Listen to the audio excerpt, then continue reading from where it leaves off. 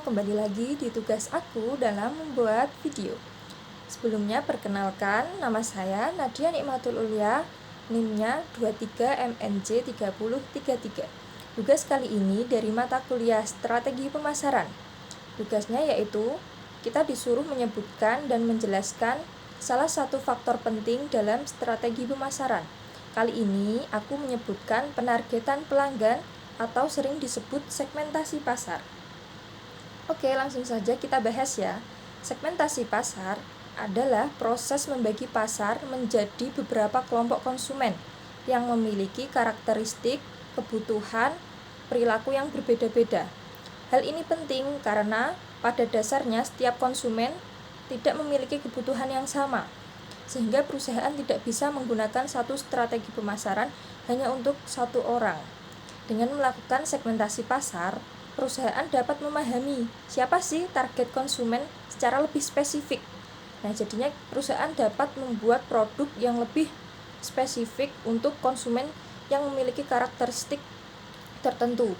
Hal ini memungkinkan perusahaan untuk menciptakan produk, menentukan harga, serta menyusun strategi promosi yang sesuai dengan kebutuhan dan keinginan konsumen. Selain itu, segmentasi pasar juga membantu perusahaan dalam meningkatkan daya saing karena fokus pada segmen tertentu. Perusahaan dapat memberikan nilai yang lebih sesuai dibanding pesaing, sehingga konsumen lebih tertarik dan loyal pada produk yang ditawarkan oleh perusahaan tersebut. Karena yaitu kita kan sebelum membuat produk kita harus menentukan segmentasi pasar. Siapa sih konsumen yang bakal kita tuju dan produk itu tuh yang benar-benar sesuai dengan karakteristik konsumen tersebut. Contohnya, segmentasi pada pasar berdasarkan kondisi kesehatan. Karena sekarang banyak yang memperhatikan kondisi kesehatan, misalnya penderita diabetes. Perusahaan makanan menciptakan produk khusus seperti beras porang yang ditunjukkan untuk konsumen dengan kebutuhan menjaga kadar gula darah. Beras porang memiliki kandungan serat tinggi dan indeks glikemik rendah, sehingga lebih aman dikonsumsi oleh penderita diabetes dibandingkan dengan nasi putih biasa. Dalam hal ini, perusahaan tidak menargetkan semua konsumen, melainkan hanya segmen tertentu, yaitu orang-orang yang memiliki masalah kesehatan atau menjalani pola hidup sehat. Strategi ini membuat produk lebih tepat sasaran dan memiliki nilai di mata konsumen. Segmentasi berdasarkan pendapatan. Yang ini contoh kedua ya, segmentasi berdasarkan pendapatan demografis. Dilakukan karena setiap konsumen tentunya memiliki daya beli yang berbeda-beda, karena setiap konsumen memiliki pendapatan yang berbeda-beda. Perusahaan harus menyesuaikan produk dengan kemampuan finansial mereka agar produk dapat dijangkau oleh target pasar yang tepat. Di sini saya menyebutkan produk smartphone Samsung. Samsung membagi produknya ke dalam beberapa kelas berdasarkan tingkat pendapatan konsumen, yaitu kelas di paling bawah ada seri M dengan harga yang lebih terjangkau dan fitur yang cukup untuk kebutuhan dasar, seperti hanya untuk berkomunikasi, itu sudah sangat cukup. Yang kedua itu kelas menengah, ada seri A dengan harga dan fitur yang seimbang. Yang seri A itu biasanya digunakan untuk remaja yang ingin selfie, kameranya itu bagus dan fiturnya juga sangat canggih. Dan yang ketiga ada kelas atas atau high end.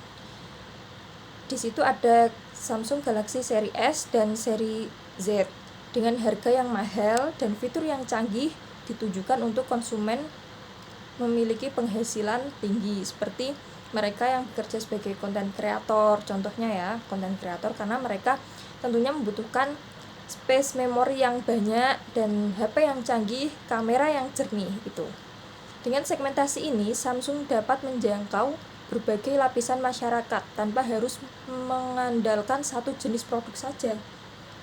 Konsumen dengan pendapatan yang rendah tetap bisa membeli produk Samsung sesuai dengan kemampuan mereka, sementara konsumen dengan pendapatan tinggi mendapatkan produk dengan teknologi yang lebih canggih tentunya. Dari sisi strategi pemasaran, Samsung juga menyediakan promosi dan pesan yang disampaikan. Untuk kelas atas biasanya menonjolkan pada inovasi dan teknologi premium. Sedangkan untuk kelas menengah dan bawah lebih menekankan pada harga yang terjangkau dan nilai guna produk yang baik. Oke, kesimpulannya, segmentasi pasar sangat penting karena membantu perusahaan memahami perbedaan kebutuhan dan kemampuan konsumen, sehingga strategi pemasaran menjadi lebih tepat dan efektif. Dengan segmentasi, perusahaan dapat menyesuaikan produk. Seperti apa sih produk yang ingin mereka buat, seperti beras porang untuk penderita diabetes atau variasi produk dari Samsung berdasarkan tingkat pendapatan. Hal ini membuat produk lebih relevan, meningkatkan kepuasan konsumen, dan memperbesar peluang keberhasilan di pasar tentunya. Mungkin cukup penjelasan untuk segmentasi pasar atau penargetan pelanggan dari saya. Sekian, terima kasih. Wassalamualaikum warahmatullahi wabarakatuh.